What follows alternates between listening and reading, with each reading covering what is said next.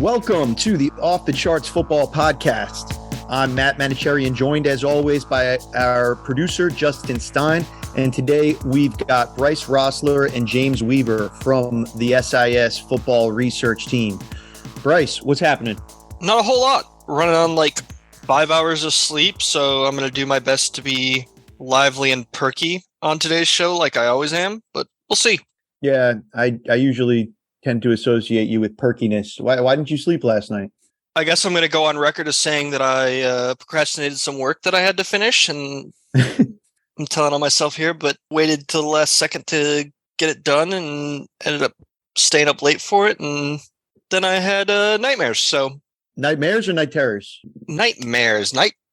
I guess what's the difference between nightmares and night terrors? Night terrors sounds more serious, like waking up. I think if you know screaming. the difference, then you know the difference, and if you don't, you don't. And I don't, honestly. But yeah, I agree with you. It sounds like terrors would be. Question? If you had night terrors, then you would know. You would call them night terrors, I think. Oh, so it's if you have to ask, then you can't afford it. Like that's. Yeah, you can't afford night terrors. That's exactly where I was going with that.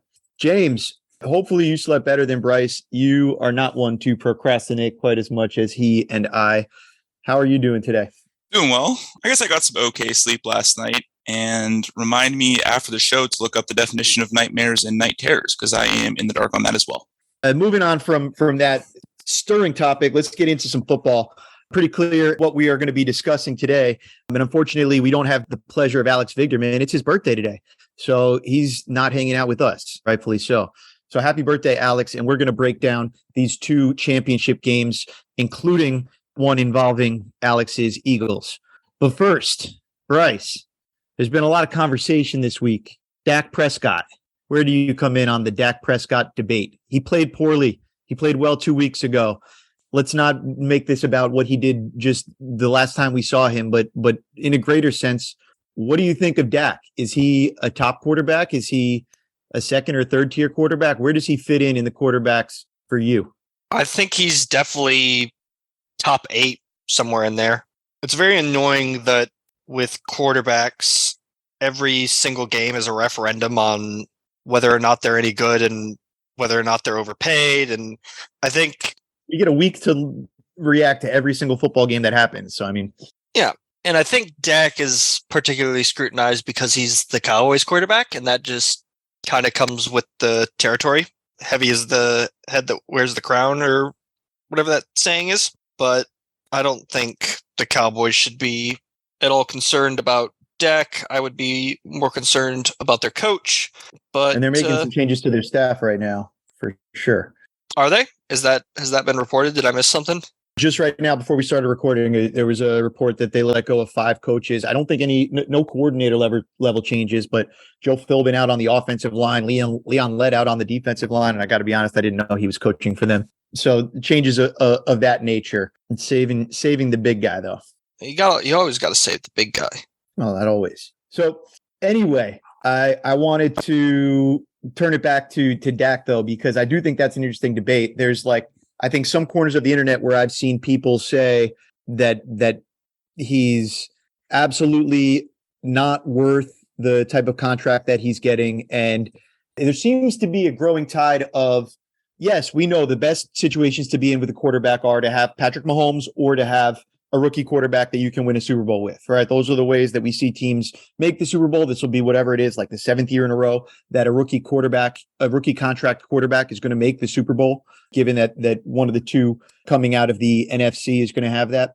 But to me, I think we got to pause long and hard before we start to shove Dak down into the, you wouldn't actually want this guy for $40 or $50 million range. Because I do think that he's that good. I'm with you. I think he's in the 6 through 10 range of quarterbacks. I don't think he's a reason why you win. I do think he's a win-with quarterback. And I think win-with quarterbacks are probably worth about $50 million. James, where do you fall on the Dak debate? I agree. I think he's definitely within that 6 to 10 range. And I certainly agree with the not win because of. I just think he's been too variant in terms of his turnovers and letdowns and big games, so to say.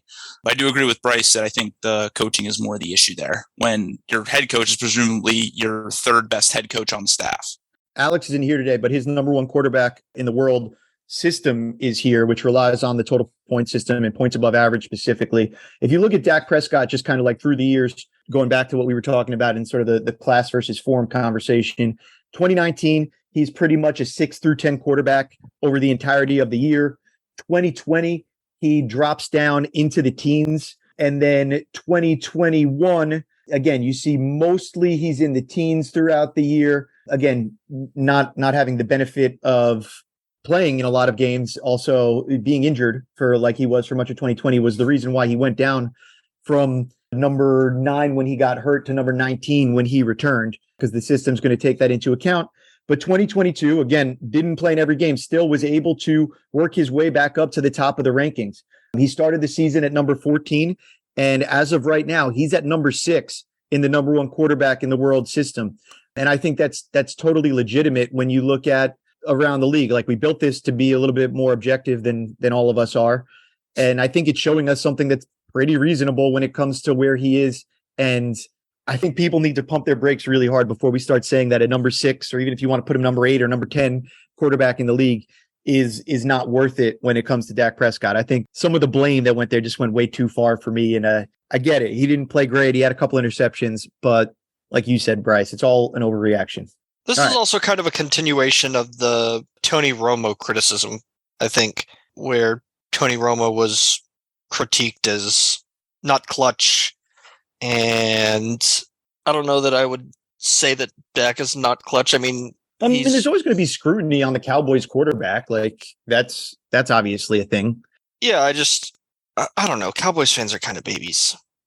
They are very spoiled for being fans of a team that hasn't won a Super Bowl in 28 years, I think. Yeah, so. You're spoken like a true Oklahoman. I can tell you got a lot of love for those Dallas fans. Well, I grew up a Lions fan, so it's not necessarily being from Oklahoma. It's that flag that got picked up in the 2014 wildcard round. That's where it comes from. Yeah. The true colors are showing. James, I feel like we're learning a lot right now about Bryce. Absolutely. I have to open up a little bit more. But I certainly empathize with the spoiled fan base regime, as I have not seen a playoff win in coming up on 7 years, which is crazy to see.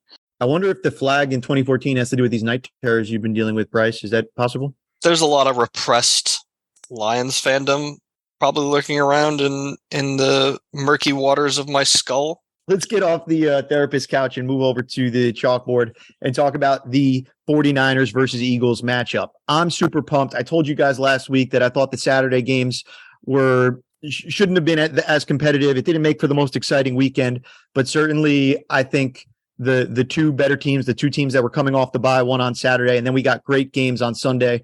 I don't think anybody would have expected the Bengals to basically blow out the Bills, but that was the way that one went, and nobody's going to argue that the Bengals don't deserve to be there right now.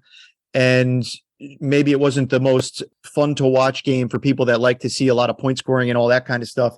But James, I thought you called it out well last week that Niners against Cowboys game was just fascinating throughout. And here we are, and I think we've got the 4 best teams in the league in both championship games. So this should be the best day of football of the year.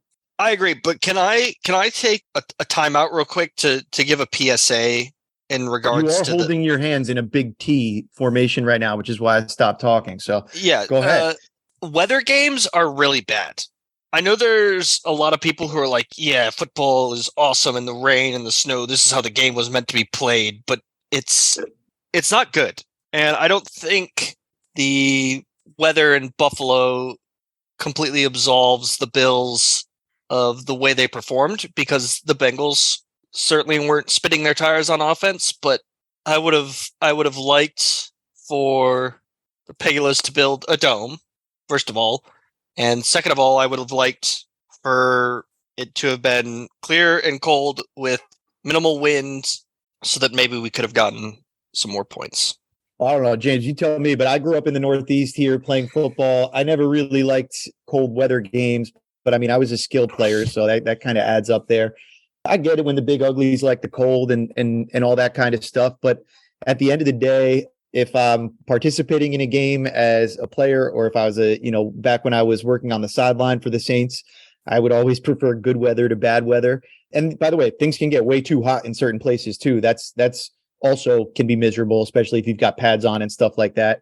Yeah, we'd all like a nice cool day all the time. And from a spectator standpoint, I certainly feel that way. I'm at a point in my life where I don't even want to go to a game if the forecast is for like below freezing temperatures, because I feel cold and I'd rather not. So just being totally honest. So I'm not that tough guy, but I am a New York State taxpayer.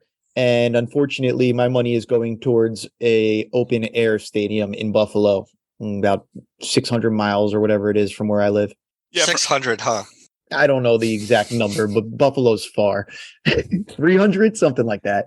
From a spectator perspective, definitely going to the game is not fun, but I think watching that game on TV was awesome. Watching that snow come down and watching playoff football in January between two good teams.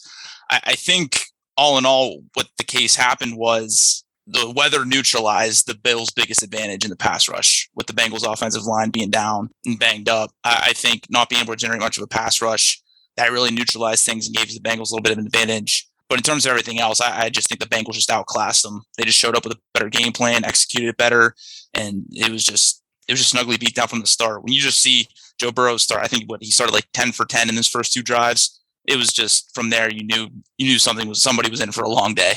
Okay, so I don't give any weather credit for the Bills not having a pass rush. I give all the credit to the guys that the Bengals got in there, the job that Zach Taylor did and Joe Burrow did to get them all prepared for what they were going to need to do.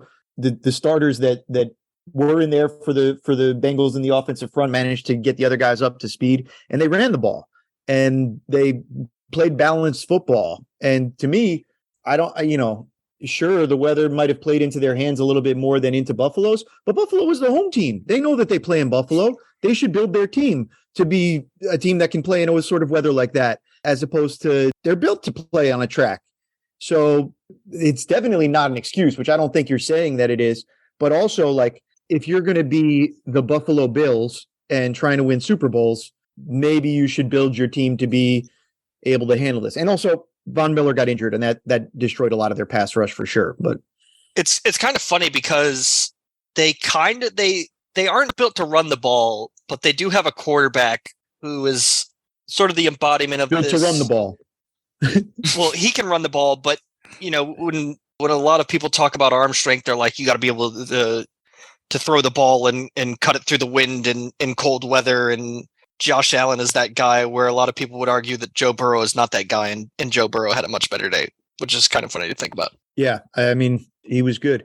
All right, I've got the update here. Under 400 miles to Buffalo. Not going to go see very many games there. I got to be honest with you. My tax dollars are going to somebody else. So it is fascinating to me, Bryce, because most teams with a running quarterback use it to build a really strong running game around them, right? Like Lamar Jackson and Jalen Hurts, we see the benefit of the running backs on the Ravens and the Eagles that they get from having that sort of a running threat at quarterback. You would think that Buffalo could scheme up something kind of similar, as opposed to what they do, which is much more like, we have a regular running game. We don't really like to use it. And then we have a running game that is Josh Allen as the ball carrier. And it seems to me like there would be a logical in between, which is sort of, we're going to do the pull a gap back here by doing a lot of zone read stuff and trying to hand the ball off, but then making Josh Allen really, really difficult to defend, as opposed to what they do now, which is a lot of like, it seems to me just like, okay, we're going to give it to the best player and hope that he wins the game for us.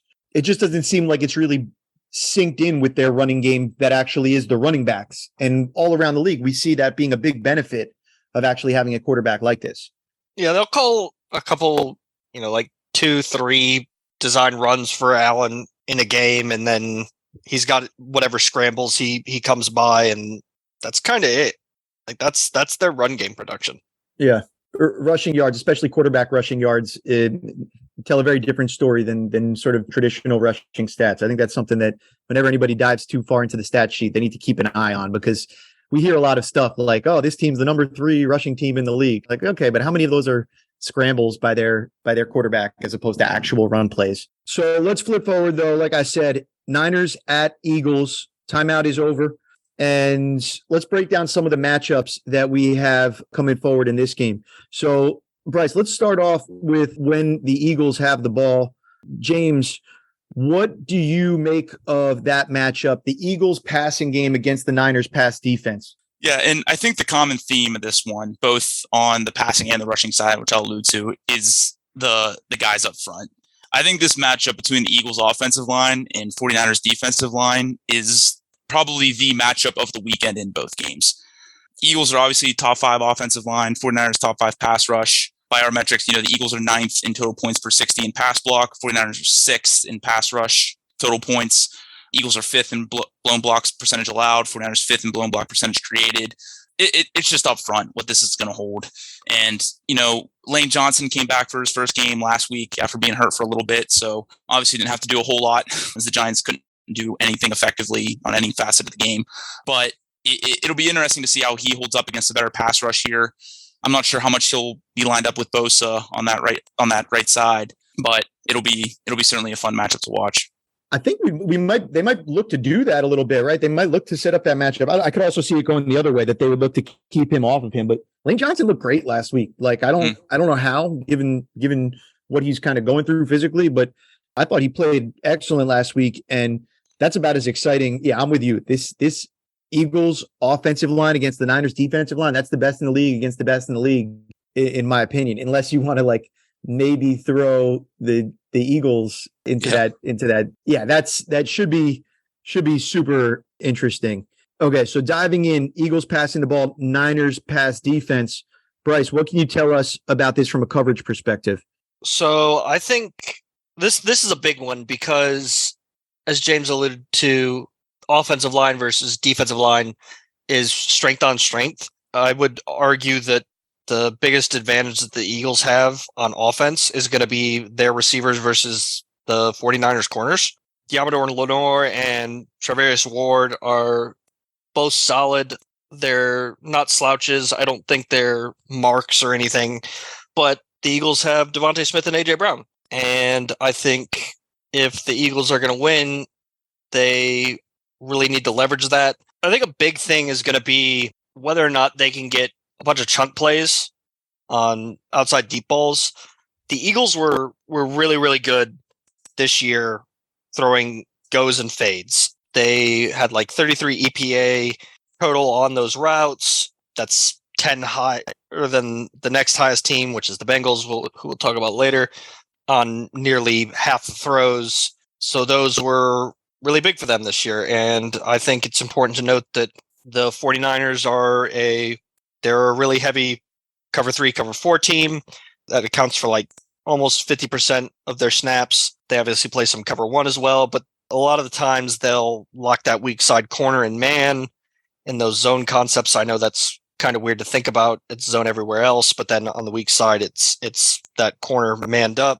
Let's just pause there real quick, because if people are getting confused, when you play zone coverage, you can play, if you're playing especially with a solo receiver on the back side, you can basically say, we're not playing zone anymore. We're just matching you guys up because it's the only dude over there. And you're playing like that. Not anything more complicated than that, even though that sounds a little funny. Yeah. It sounds weird, but it's pretty common. And they're going to have opportunities to get those deep shots. I think you would like to avoid the middle of the field if possible as Philadelphia. They've got Fred Warner, they've got Drake Greenlaw, Hufanga is somewhere back there lurking around. And if they're gonna move the ball through the air, I think a lot of it is gonna have to come on chunk plays. Because I think it's gonna be really, they're gonna have to fight for every yard they get. So those big plays are gonna be especially important this game, I think. Okay, so I look at this one actually a little bit differently.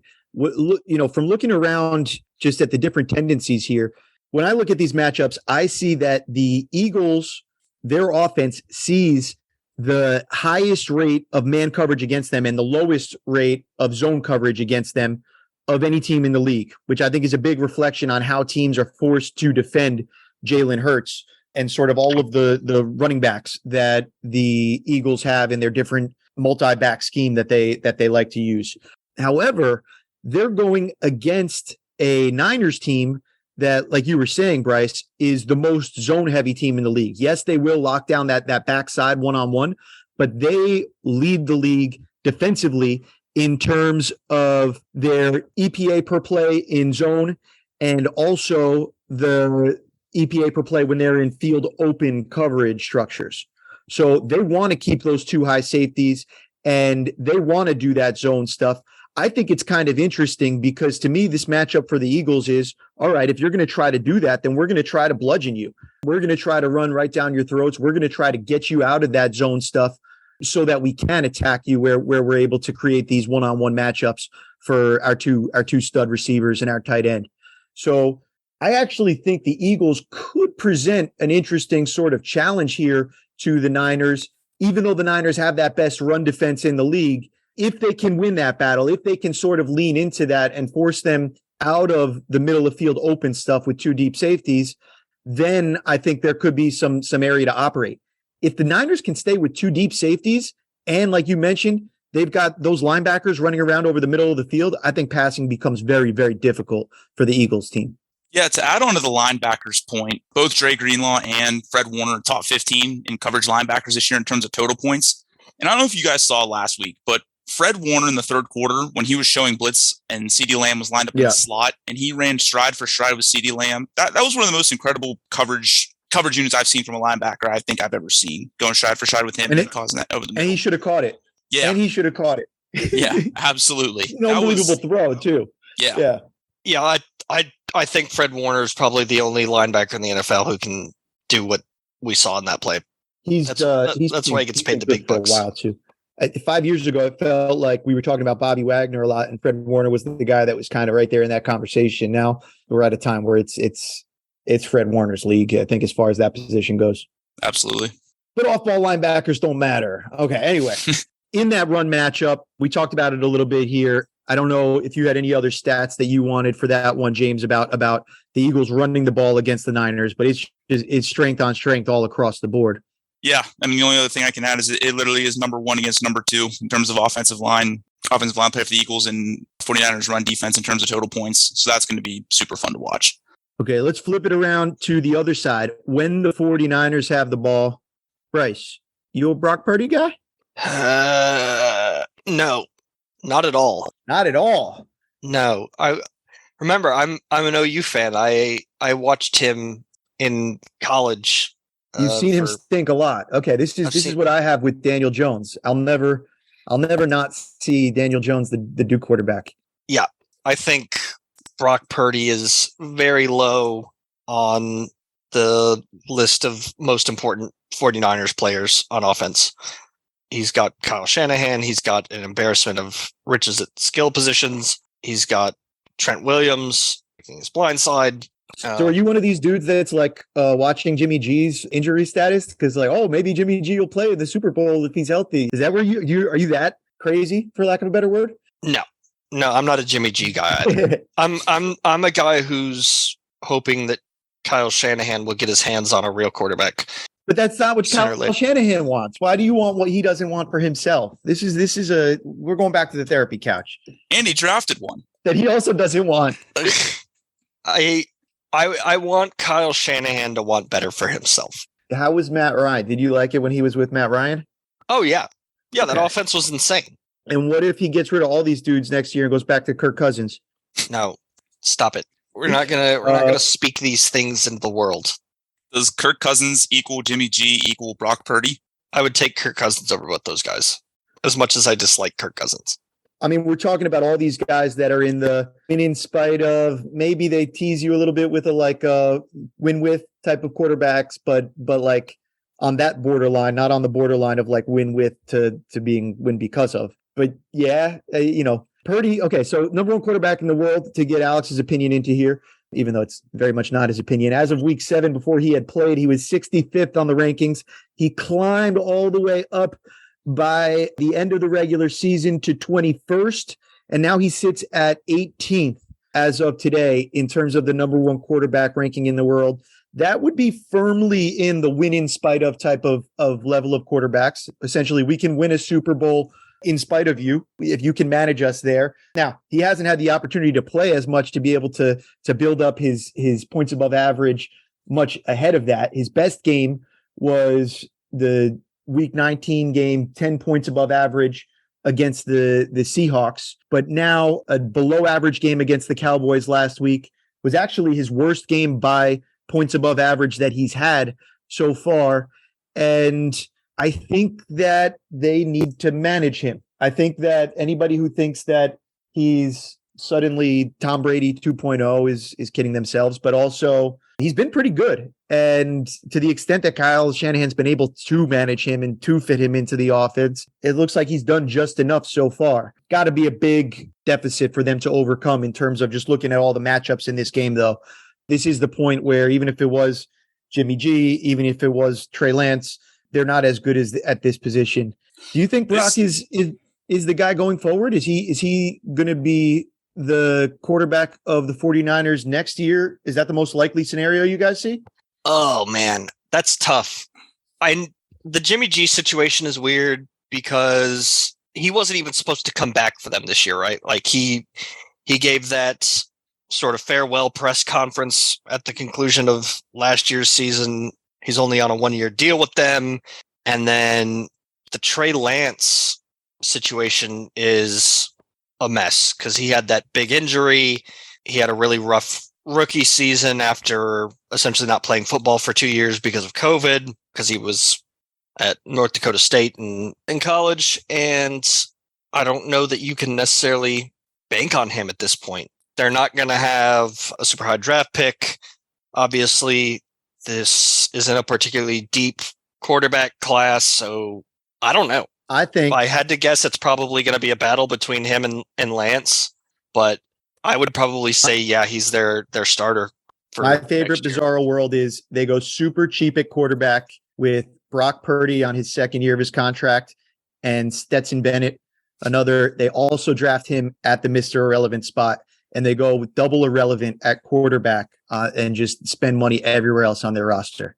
I don't know. I think he's going back to Lance. I think Kyle's going back to Trey. He did it before where he had a quarterback who got them to the Super Bowl and was presumably another 5 yards of air away from winning the Super Bowl.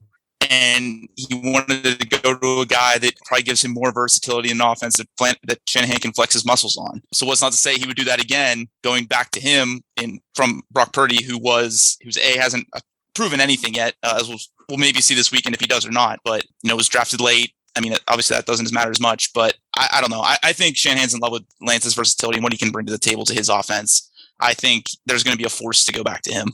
Really? Because my impression is that Shanahan doesn't want Lance. Yeah, I see it like RG3 and Kirk Cousins all over again. I see it as like, why are you forcing me to play this guy? He's just going to get injured. I just want this other dude who's mediocre to run my offense. And I think it's deja vu all over again in terms of he traded up maybe to draft Mac Jones at the time when he did the trade up, but they ended up drafting the upside, and I don't think he ever liked it. It seems like he's pretty content to have a mediocre quarterback that he can make look good rather than maybe what you or I would like, James, which is like a stud piece of clay that you can continue to build off of. I don't know. You could be right. But that's the impression I get. The stud piece of clay is going into year 3 now. So that's certainly enough time to decide whether or not you have something or not. All right, let's get back to the game.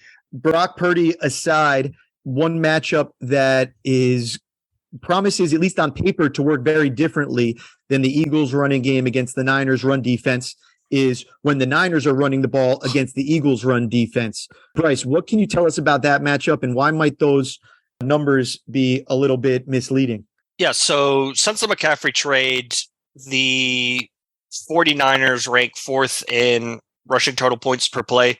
Across the whole season, the Eagles have ranked 30th in run defense total points per play, which is not too good considering there are 32 teams in the league. But Matt, you think that number might be a little misleading because of the personnel changes the Eagles have made? Yeah, I just know that we saw them bring in some different reinforcements over the middle of the season. And I think if you look on a game by game basis over the course of how their season went, the run defense has actually really strengthened as we've gotten down the stretch. And that went from being, I think, their key weakness to really being something that just it lingers. It looks like a weakness on the stat sheet from kind of the hole that was dug. But at this point, I don't see that as a huge mismatch in terms of the Niners should be able to run them over. I think that's how the Niners will start attacking them for sure. But I don't know that it's as big a mismatch as it appears to be on paper. All right, let's round out this matchup. Let's talk about the decision-making side of things here. In terms of Bryce, you did our study on expected win probability added and where the good and bad decisions are made from all the playoff teams a couple of weeks ago. Specifically, in terms of this game, what do we have in terms of the Eagles and the Niners in terms of making optimal fourth down decisions? So these teams are definitely foils to one another. The Eagles, as we know, are very analytically driven. They are very aggressive on fourth down. They've created a lot of win probability added for themselves just by virtue of their decision making alone. And the 49ers are one of the worst teams in the league when it comes to that. Shanahan is pretty conservative by the traditional definition. They've actually lost win probability added by virtue of their fourth down decision making. So maybe that's an edge the Eagles will have in this game just by virtue of giving themselves more chances. I'm sure that the 49ers will get their fair share of stops on third down. So, 2 or 3 or whatever the number may be, go for it situations may make the difference in this game. And so the Eagles we can expect them to be playing more 4-down football, whereas the Niners will be likely to punt it and play a little bit more conservatively. Be interesting to watch how that matchup plays out. James, you also looked into the red zone matchups from all the teams that were playing last week in the playoffs. How does that flash forward to this week? We know that the Giants and all of their red zone prowess didn't help them much last week. What do we see when the Eagles take on the Niners? Yeah, both these teams this is going to be a pretty solid matchup on both sides of the ball. The Eagles offense is 5th in red zone EPA per play in the red zone, and the 49ers defense ranks 3rd. And then on the other side, the 49ers offense is 19th in the red zone, and the Eagles defense ranks 14th. So both kind of fall down a little bit when the 49ers are on offense, but it'll be another battle of the Titans when the Eagles are on offense and the 49ers on the defensive side of the ball. So whoever converts those opportunities in a game like this will certainly have the advantage. And one thing that is sort of a football truism that I believe in is that teams that can run the ball well, and that's not always best to be measured in terms of yards per carry, but in terms of really how much your running game can affect the structure of the defense. Teams that can do that usually perform better in the red zone because there's less space for other things to happen in there. You can't displace people in the passing game as much. And likewise, if you have a really good run defense, you're likely to be a better red zone defensive team. When you dial in specifically on the run game matchups, what do you see there in terms of some of the players that are involved in this just slugfest that'll be happening in the red zone? Yeah, it was kind of interesting when I had done the red zone paper that it seemed like at the end of the season and when Christian McCaffrey was there with the 49ers, he ranked near the bottom in terms of positive run percentage for them. And the 49ers as a whole weren't great in running the ball in the red zone, which is a total 180 from what they truly are as their bread and butter. So it'll be interesting to see if they can turn that around. I know the Eagles defense is pretty solid in terms of run defense themselves in the red zone. So yeah, it'll be something interesting to keep your eye on to see if the 49ers are kicking field goals or if they're able to run the ball effectively in that area of the field. Matt, you can contest me on this, and James, you can as well if you think I'm wrong here, but I don't necessarily think that the 49ers run game design lends itself all that well to the red zone. I think they do a lot of stuff with motions and formationally to force rotations from the defense that help them crease people when they're between the 20s. I think Shanahan is really good at manipulating angles in space in that regard. And when you get into the red zone, you kind of just want to bully people when you're near the goal line. And I don't necessarily think, they've got Trent Williams who will. Oh, but the rest of the offensive line it's not a strength of the team. It really isn't. No. And I know looking at the trenches tool, that was one of the big advantages that we saw this week was the Eagles defensive front against the Niners offensive front. That's a big advantage Eagles situation. And I think that goes back to what you're saying, Bryce. If you're trying to scheme people and do a lot of misdirection type stuff, that's not going to translate as well as bully ball in the red zone, because if you can just bulldoze people, you can bulldoze people. And that's not really what they do so much. That said, I do think the multi-back stuff helps them because the ability to mix in the gap scheme with the zone scheme and the way that they just present conflicts to you, I think that ends up working. But from a football standpoint, I definitely agree with your premise. All right, let's put a bow on the Niners against the Eagles. I think that early game will certainly be fascinating to watch, and we hit on some of the really big matchups there. Just the upfront matchup that it's going to be when the Eagles offensive line goes against the Niners defensive line, and then the relative advantage that we expect from the Eagles front against the Niners, and then how that's offset by the quarterback as well, and Jalen Hurts and what he brings to the table in comparison to Brock Purdy. We'll see if Purdy can keep this magical run that he's had going and keep moving up that quarterback ranking list, or if it will be the home team Eagles greasing the polls. Flipping forward to the AFC game, the Bengals at the Chiefs. We've got to start this one with the Chiefs quarterback injury situation, because I think everybody that follows this sort of thing knows that obviously that's the thing that people are looking at. The Chiefs opened as home favorites in this game, but they've become dogs as the sort of prognosis for Mahomes has, at least in the eyes of the betting community, sort of wavered. I want to talk about the injury just a little bit, because before we started recording, Bryce, you asked about what we know about the injury. Can we get John Veros on here? Well, we can't get John Veros on, but I can tell you that I've talked to him enough times about high ankle sprains to understand a lot of his perspective on this sort of thing. And really what we have to remember is a couple things. High ankle sprain doesn't mean a bad ankle sprain. A regular ankle sprain, you roll over sort of the outside of your foot. If you've ever sprained your ankle playing basketball or anything like that, you've probably had a regular ankle sprain where it's the outside of your foot is the side that you kind of roll over as opposed to the inside part of the joint. What we saw when the player landed on him in what an idiot would describe as a dirty hit, and anybody who's ever played football before would describe as a hit, when he was landed on, the mechanism was the high ankle sprain mechanism, which is rolling over that inside of the foot, right? So where the bottom of your foot is facing outwards compared to where it should be.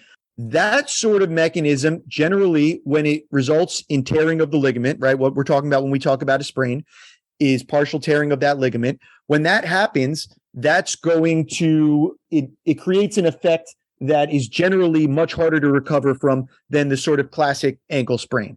That's why the high ankle sprain is associated with being a worse type of ankle sprain, because all things being equal, it does have a longer return to play time than the regular ankle sprain. Now, what we don't know is the grade of the ankle sprain. This appears to be a grade 2 in general, whereas a grade 1, Mahomes would have played through and not shown as many ill effects. That's slight tearing. A grade 3 would be a full tear where the ligament detaches and there's no way that he's playing anytime soon.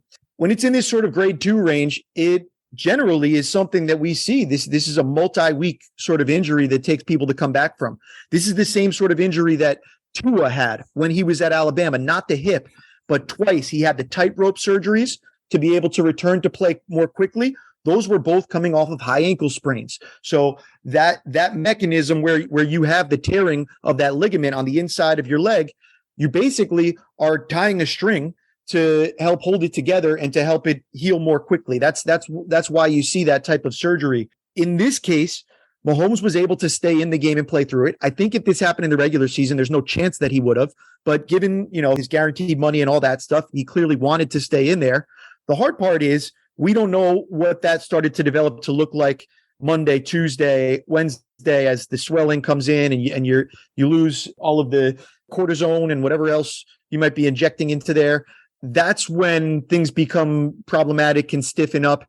And there's a legitimate chance that he's really, really hobbling around right now and is in no condition to really play football. So that's what we'll all be looking for. I think we're anybody who's not dastardly is hoping that he'll, or a Bengals fan, I guess, is hoping that he'll be able to play at least as well as he was able to play in the second half of last week's game. But because of, yes, we know it's a high ankle sprain, but we really don't know the severity and we don't know Mahomes' ability to cope with the pain. It's very hard to say how this is going to affect him. And certainly that's the biggest question mark as we look in is the best player in the NFL going to be able to be the best player in the NFL? Or are Joe Burrow and Jamar Chase, who are probably each in the top 5, are they going to be able to sort of counteract that? So after my long diatribe on high ankle sprains and sort of understanding that we just can't know what this is going to be heading in, as we look at this game, how do you guys break down the matchup when the Chiefs have the ball against the Bengals, I guess? And maybe you need to qualify it based on if he's well versus if it's essentially or literally Chad Henne that's in there. I'm interested to see what ends up being the cat-mouse game with the Chiefs offensive play calling and Lou Anarumo. You have Mahomes. You're going to have to obviously see what his health status is early in the game. Now, granted, I don't know about all like medication and things like that, but I'm sure he's going to be on some sort of painkiller, some sort of something in the first half of that game. So him coming in, and if they're throwing the ball around, what kind of adjustments do the Bengals make? Do they say, hey, he's throwing the ball around, we need to go into the typical off defense how he would to, cover the Chiefs? Or they come out early, run the football, and then, they're gashing him. So in the second half, they're like, okay, we need to get a little more strong in the box. He's not moving around great. And then bang, over the top goes Mahomes in the second half. So I think it's going to be interesting in terms of obviously what you hear of in terms of the Bengals defense and changing up schemes and calls in the second half with Lou Anarumo dialing that stuff up. I'm really interested to see how that plays out. And that's obviously all contingent on how Mahomes looks early on. Yeah, I mean, you look at the splits for the Chiefs. It's not like they're bad at anything offensively. If it needs to be short drops, Mahomes is good at that. If it needs to be deep drops, he's good at that. They like to do a lot of pre-snap motion. They like to do a lot of shotgun. You expect that those sort of things wouldn't change based on the injury or anything like that. The big thing that you see when teams go against Mahomes, though, is teams don't like to blitz Mahomes. That's been the book for a couple of years. Is even though it's not Tyreek Hill anymore and we have to play a shell coverage every single play, even so, teams aren't blitzing it. They're double teaming Travis Kelce. They're doing something else with that extra defender that's not coming after Mahomes. I was on the 33rd team call yesterday listening to a couple of defensive coaches, and these guys, Dave Wanstad, Chuck Pagano, they're saying this is a situation where early in the game, you've got to test it. You've got to go after him and see what it's like if he can get hit, see how he moves, if he can actually run around back there, if you get him so that you can get him flushed, at least to find out. You might not stay with it because he's Mahomes and he might kill you if you blitz, but you got to test it out at least. And I think that'll be interesting to see, like you're saying, what Anarumo actually does, especially once he gets a picture. I'm imagining you basically have one game plan for if you start to see one thing out of Mahomes and you have a different one for if you start to see something different. I think you don't necessarily have to blitz him to get him off his landmark, though. You can do creepers and sim pressures where you're dropping a traditional rusher and sending a linebacker or even a secondary player to try and catch them off guard. You can do twists and stunts up front to try and move him off his spot. So I think a big thing for the Bengals is going to be not necessarily blitzing, but just they're going to have a plan for trying to make him move around a little bit, which is crazy to say about Mahomes because usually you would not like him to break structure and do the things we know he can do out of structure. But I agree with you, Matt. I think early you kind of got to see if you can make him uncomfortable. Yeah, it's a good point you make about Anarumo and the way that he's been running things this year. I think last year the personnel wasn't as good. I mean, there were different things that they had to do defensively. This year, they're really good front line there, but also you've seen them change things up and they've been really effective with that. They run the most, just 3 rushers coming at the quarterback in the league, and they've been very good when they do that. And they also are the third most with 6 or more pressure coming at them. So they will do the blitz 0. They will do the drop 8.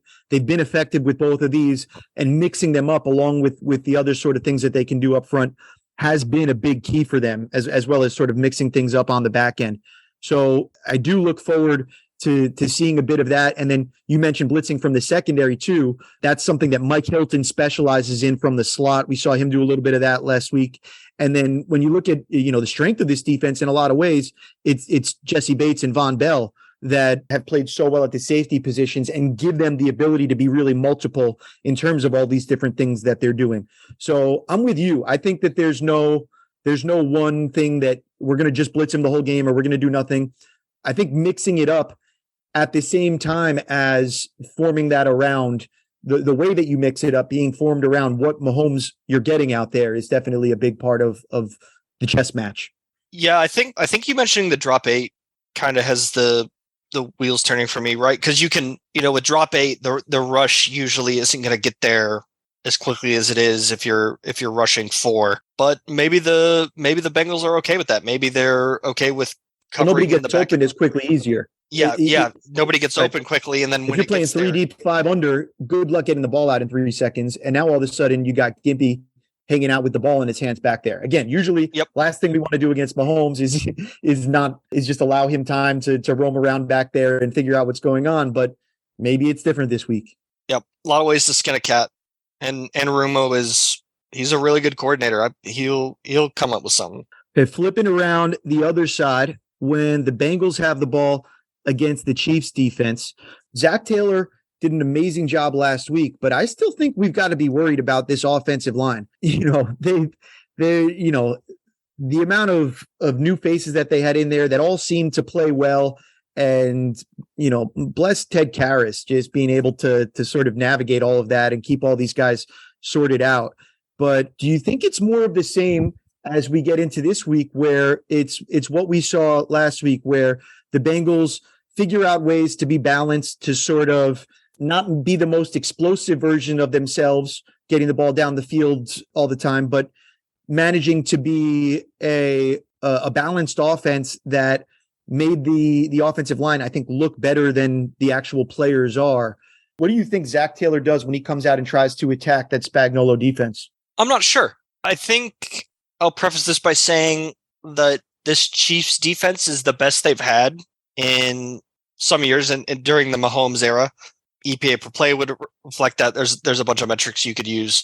Yep. Since 2016, this is the lowest EPA they've had, the lowest positive percentage that they've allowed, all that stuff. Yep. But I definitely think they're outmatched on defense. The equalizer for me is Chris Jones. Carlos Dunlap is also still playing some really good football late in his career. I think whatever they want to do, they want to neutralize the pass rush, because I think that's what you have to be concerned about most with the offensive line issues you spoke about and just the Chiefs personnel. So I can probably see a lot of quick game out of them. I can see more running the football from them. And I don't think you necessarily have to go hunting for big plays. I think they're going to be able to move the ball pretty consistently.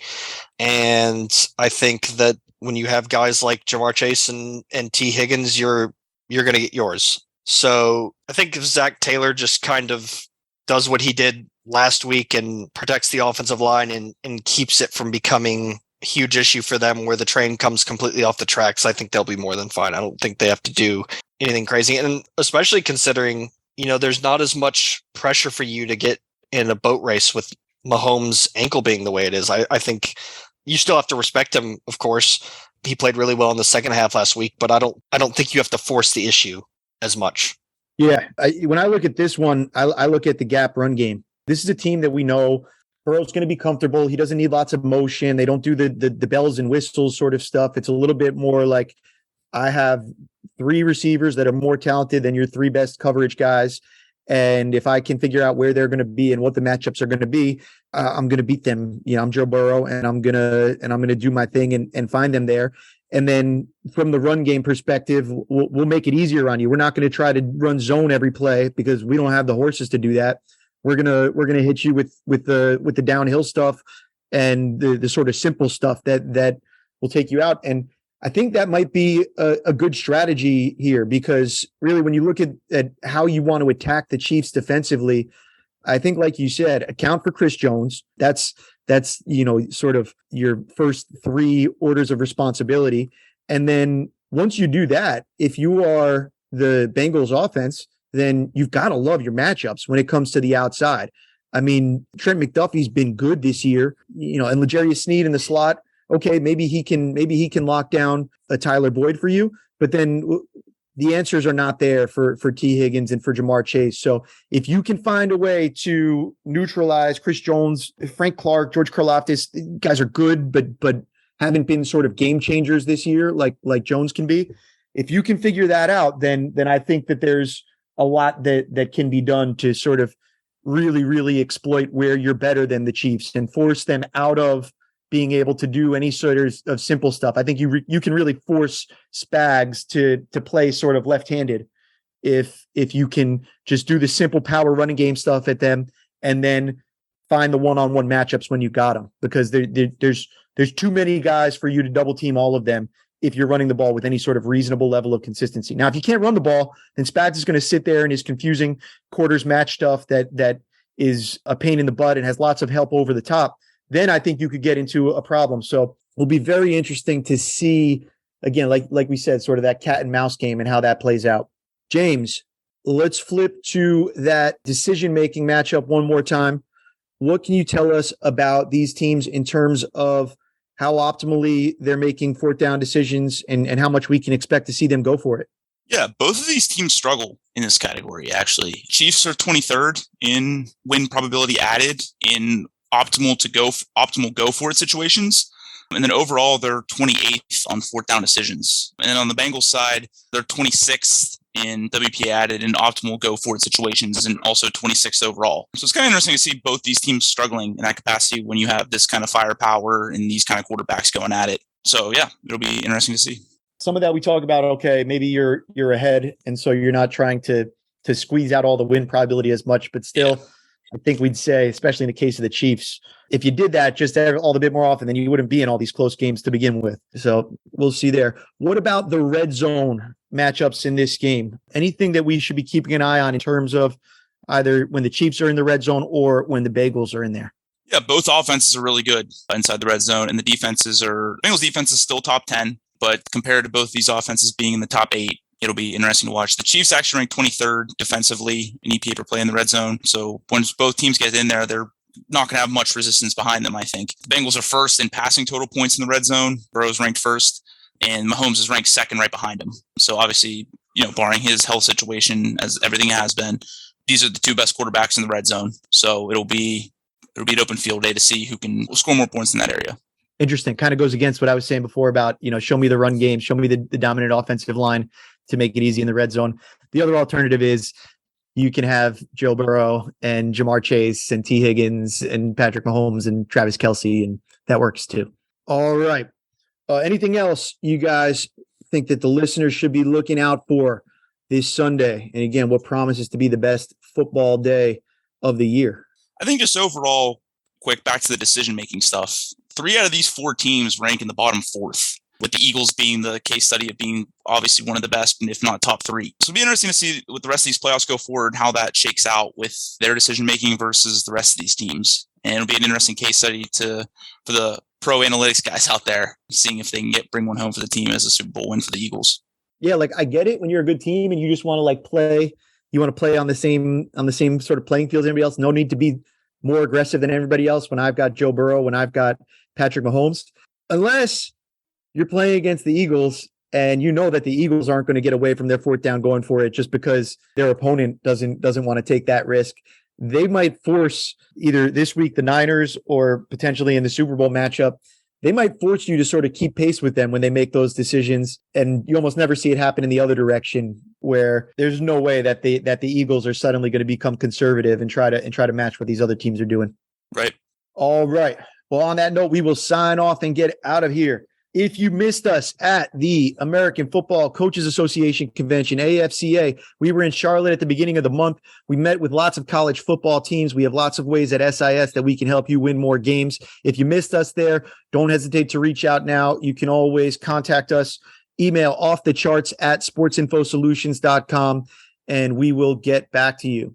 For our producer, Justin Stein, my guests, Bryce Rossler and James Weaver, I am Matt Manocherian, and thank you for listening to the latest episode of SIS's Off the Charts Football Podcast.